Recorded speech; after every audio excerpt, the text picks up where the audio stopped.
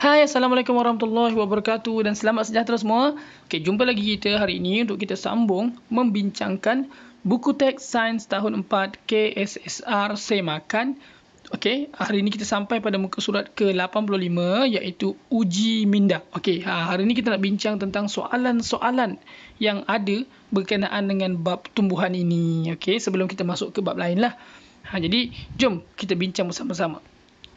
Okay, yang pertama, jawab semua soalan yang berikut dalam buku latihan sains. Yang pertama, A. 1A. Tumbuh-tumbuhan bergerak balas terhadap apa? Rangsangan. Rangsangan. Tumbuh-tumbuhan bergerak balas terhadap rangsangan. B. Bahagian tumbuh-tumbuhan yang bergerak balas ialah, maksudnya bahagian tumbuhan yang mana yang bergerak balas? Akar kan, kita ingat kan ada air, ada cahaya matahari, ada graviti dan ada sentuhan kan. Jadi gerak balasnya ialah akar, pucuk dan juga daun. Akar, pucuk dan juga daun. Jadi 3 tu lah. Okay. C. Tumbuh-tumbuhan mengesan rangsangan. Rangsangannya ada 4. Ingat tak yang kita belajar sebelum ni, kita ada 4 eksperimen tu. Jadi rangsangannya ialah yang pertama air, yang kedua cahaya matahari ataupun cahaya lah, yang ketiga graviti dan yang keempat sentuhan.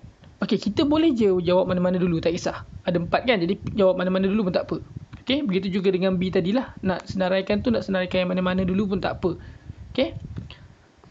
Yang kedua, kenal pasti jenis rangsangan yang menyebabkan gerak balas di bawah. Maksudnya dia nak jenis rangsangan. Kita nak jenis. Maksudnya rangsangan apa yang menyebabkan berlakunya perubahan itu. Yang pertama, A adalah gambar pokok. Tengok tu.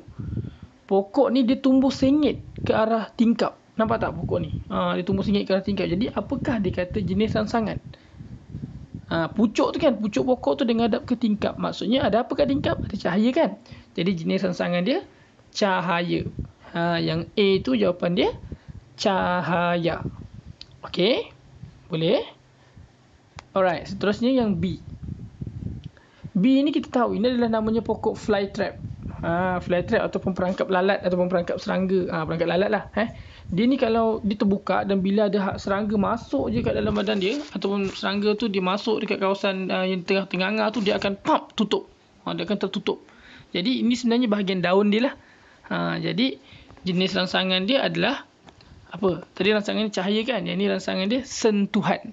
Sentuhan, bila lalat tu masuk, dia tersentuh bahagian daun tu, daun tu tertutup.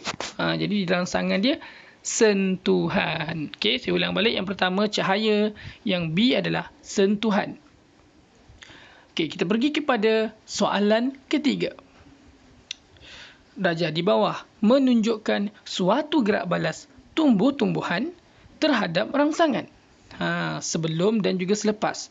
Ini adalah gambar pokok apa? Pokok semalu. Betul. Jadi pokok semalu ni bila kena sentuh, dia akan menguncup. Nampak ni? Sebelum dan selepas ni kan? Jadi sebenarnya bahagian yang menguncup tu bahagian apa? Bahagian daun kan? Jadi daun ni lah yang bertindak balas, yang bergerak balas terhadap sentuhan tu. Bila kita sentuh, dia menguncup. Jom kita tengok soalan pertama. A. Nyatakan jenis rangsangan yang menyebabkan gerak balas tumbuh-tumbuhan di atas. Maksudnya, apakah jenis rangsangan? Rangsangan yang orang lelaki, yang tangan ni sentuh. Jadi, sentuhan lah. Jadi, jawapan A adalah sentuhan. Saya ulang. Sentuhan. Okey. Soalan B. Apakah bahagian yang bergerak balas pada tumbuh-tumbuhan tersebut? Tadi ditanya jenis rangsangan. Jangan salah, jenis rangsangan tadi sentuhan. Bahagian yang bergerak balas adalah bahagian daun. Okey, jadi jawapan dia adalah daun. B adalah daun. Okey, soalan seterusnya, soalan C. Berikan contoh tumbuh-tumbuhan lain yang bahagiannya saya ulang. Berikan contoh tumbuh-tumbuhan lain dan bahagiannya yang bergerak balas terhadap jenis rangsangan yang sama. Maksudnya, cuba bagi contoh tumbuhan lain yang bergerak balas juga menggunakan sentuhan ni. Maksudnya daun dia bila kena sentuh, dia akan bergerak, menguncup ke apa ke kan. Jadi apakah contoh tumbuhan lain? Jadi saya boleh bagi tumbuhan, jawapan dia adalah periuk kera. Periuk kera tu bukannya kera punya periuk tak. Periuk kera tu maksudnya pokok, nama dia periuk kera, yang apabila ada serangga masuk ke dalam bahagian mulut periuk kera tu, daun itu, bila dia sentuh saja bahagian tu, daun tu akan tertutup dan nanti serangga tu dia akan mungkinlah, saya tak pasti, mungkin akan keluarkan ada gas di dalam pungguk tumbuhan tu menyebabkan serangga tu mati dan akhirnya serangga tu diserap oleh pokok tu. Tu nama dia pokok periuk kera. Dia lebih kurang sama dengan pokok yang atas ni, fly trap ni, ataupun perangkap lalat. Jadi jawapan dia adalah periuk kera, ataupun kita boleh jawab perangkap lalat pun boleh. Okey. Boleh dapat? Mari kita pergi soalan seterusnya. Muka surat 86. Soalan keempat. Tandakan right pada maksud fotosintesis yang betul. Okey. A. Proses tumbuh-tumbuhan membuat makanannya sendiri. Dan yang B, proses tumbuh-tumbuhan bergerak balas terhadap air. Yang mana satu? Dah tentulah fotosintesis bermaksud proses tumbuh-tumbuhan membuat makanannya sendiri. Jadi jawapan dia tandakan right dekat kotak yang A sahaja. Yang B buat kotak juga, tapi jangan right, jangan pangkah, biarkan kotak tu kosong. Okey. Seterusnya soalan kelima. Gariskan jawapan yang betul. A. Kanji air. Yang mana satu? Okey, ialah keperluan untuk menjalankan proses fotosintesis. Kita nak hasilkan proses fotosintesis mesti kena ada apa? Kena ada cahaya matahari dan juga air kan. Lepas tu nanti dengan kita kena ada air dan juga cahaya matahari dengan kita kena ada klorofil, air, cahaya matahari kan. Dan udara, barulah kita boleh menghasilkan kanji dan oksigen. Jadi jawapan A ni adalah air lah. Kanji tu hasil dia. Jadi air ialah keperluan untuk menjalankan proses fotosintesis. Okay, yang B. Klorofil atau cahaya ialah bahan berwarna hijau yang terdapat pada daun. Bila warna hijau saja, takkan cahaya pula warna hijau kan? Dah tentulah daun tu warna hijau disebabkan oleh adanya klorofil. Jadi jawapan B adalah klorofil.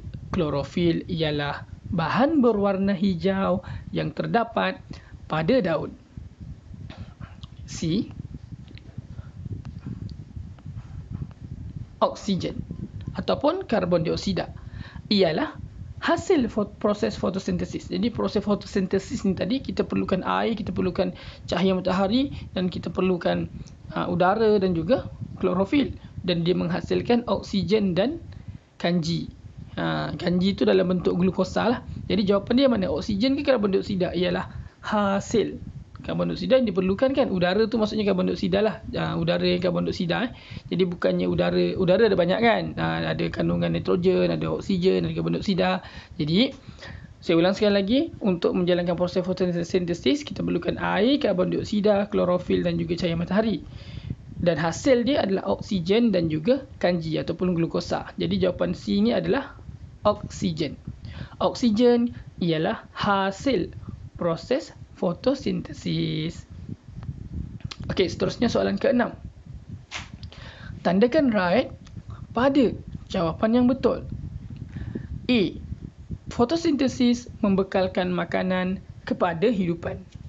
Betulkah dia membekalkan makanan kepada hidupan?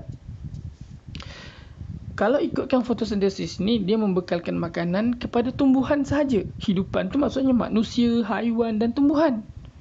Tapi fotosintesis membekalkan makanan kepada tumbuhan, bukan kepada hidupan. Ya, tapi dengan proses fotosintesis itu dia membekalkan makanan kepada tumbuhan dan tumbuhan pun menjadi makanan kepada hidupan iaitu manusia dan haiwan, maka fotosintesis membekalkan makanan kepada hidupan adalah fakta yang betul. Okay? Sebab kita fikir secara menyeluruh, kita makan haiwan, haiwan makan sayur, tumbuhan tu dapat makanan daripada proses fotosintesis, maka fotosintesis membekalkan makanan kepada hidupan. Betul. Kalau saya terima. dan fakta tu tak salah kerana dia berkait lah. Okey. Okey. B. Oksigen dan glukosa ialah hasil proses fotosintesis. Betul glukosa adalah salah satu kanji dalam bentuk glukosa. Jadi oksigen dan glukosa ialah hasil proses fotosintesis. Okey. Jadi betul yang C, kanji disimpan di dalam biji benih saja. Betul ke? Kan? Jadi kanji ni kira glukosa lah, sebab dia katakan kan kita belajar hari tu glukos kanji disimpan dalam bentuk glukosa. Jadi yang B ni betul, dia saja nak bagi kita pening tau. Okey, sebenarnya betul lah maksud dia. Okey, kanji pula yang sini kanji disimpan dalam biji benih saja. Betul ke? Yang kita belajar sebelum ni, sebenarnya tumbuhan ni dia dapat makanan, daripada proses fotosintesis dia dapat makanan. Kemudian dia akan pergi ke daun, dia pergi ke batang, dia pergi ke akar, dia pergi ke buah, biji benih. Jadi sebab itu dia boleh membesar. Okey, dan bila lebihan-lebihan tu dia akan berkumpul di buah tu yang jadinya buah rambutan, buah durian tu. Jadi kanji disimpan dalam biji benih sahaja adalah salah. Okey, jadi C salah. Okey. Okey, boleh dapat Okey, nombor 7. Rajah menunjukkan penyiasatan tentang proses fotosintesis. Okey, pokok M dan N telah dibekalkan dengan air yang sama banyak dan diletakkan di kawasan yang terdedah pada cahaya matahari.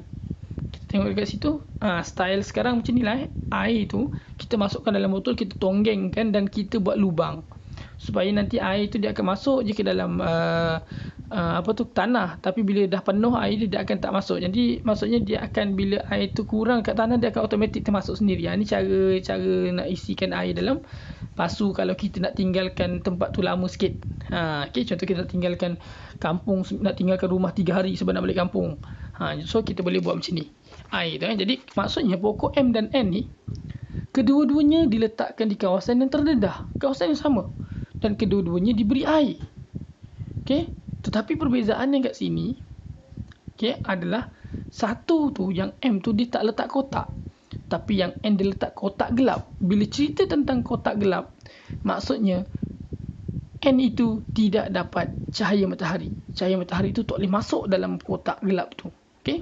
Jadi soalan A ditanya, apakah keperluan proses fotosintesis dalam penyiasatan ini? Maksudnya ditanya apa yang kita nak kaji dalam penyiasatan ni bila kita pakai kotak hitam, kotak gelap. Bila kita cerita tentang kotak gelap, sudah tentulah kita nak kaji keperluan cahaya. Okey, jadi jawapan dia cahaya. A adalah cahaya. B, ramalkan keadaan pokok M dan N selepas 3 hari. Berikan alasan kamu. Okey, lepas 3 hari agaknya apa akan jadi? M akan terus subur, kan? Tapi N dia tak ada cahaya matahari, maka N akan layu. Pokok N akan layu. Okey, jawapan dia ramalkan tu kita jawab pokok N akan layu. Berikan alasan kamu. Apakah alasannya? Kerana pokok N tidak dapat cahaya matahari untuk membuat makanan. Kerana pokok N tidak dapat cahaya matahari untuk menjalankan proses fotosintesis ataupun untuk membuat makanan lah. Boleh Okey. C. Dalam satu penyiasatan lain, okey, konon-kononnya kita buat eksperimen lain lah. Kita ambil pokok M dengan N ni, tapi kita ubah juga eksperimen dia. Dah tak ada kotak tu lagi. Okey, pokok M tidak dibekalkan air. Dia ambil pokok M ni, dia bawa pergi tempat lain, dia buat penyiasatan lain. Pokok M tu dia biarkan, dia tak bagi air. Dalam botol tu tak ada. Ramalkan keadaan pokok M selepas 5 hari. Okay, berikan inference kamu. Jadi ada 2 soalan. Yang pertama ramalkan, sama dengan B tadilah. Yang kedua pun dia kata berikan inference. Yang B tadi pun sebenarnya ramal dengan inference juga. Alasan tu inference lah, iaitu sebab daripada pemerhatian. Yang C, jawapan dia pokok M akan layu ataupun pokok M akan mati. Tu ramalan dia. Kenapa? Kerana pokok M tidak mendapat air untuk proses, untuk menjalankan proses fotosintesis. Jadi jawapan dia, saya ulang sekali lagi, kerana pokok M tidak mendapat air untuk menjalankan proses fotosintesis. Dia layu ataupun matilah jawapan dia tadi kan, yang ramalkan tu kan. Faham Okey, itulah jawapan yang saya berikan lah. Okey, ini adalah jawapan ada perbincangan dengan saya. Sekiranya cikgu awal dekat sekolah nanti ada jawapan lain yang mungkin boleh dikongsikan bersama ataupun saya ada kesilapan dekat mana-mana jawapan, boleh bincangkan di sini dan boleh tinggalkan di ruangan komen. Sebab ini adalah jawapan saya secara personal. Okey, jadi untuk itu hari ini sampai sini saja muka surat 86. Pada perjumpaan akan datang kita akan jumpa lagi untuk kita masuk tajuk baru muka surat 87 unit 5 sifat cahaya. Kita dah tinggalkan sains hayat, kita akan masuk kepada tema yang baru, sains fizikal mungkin kan. Okey, jadi jangan lupa teruskan subscribe dan nantikan video terbaru daripada saya. Kita jumpa lagi pada kelas akan datang. Assalamualaikum dan selamat sejahtera.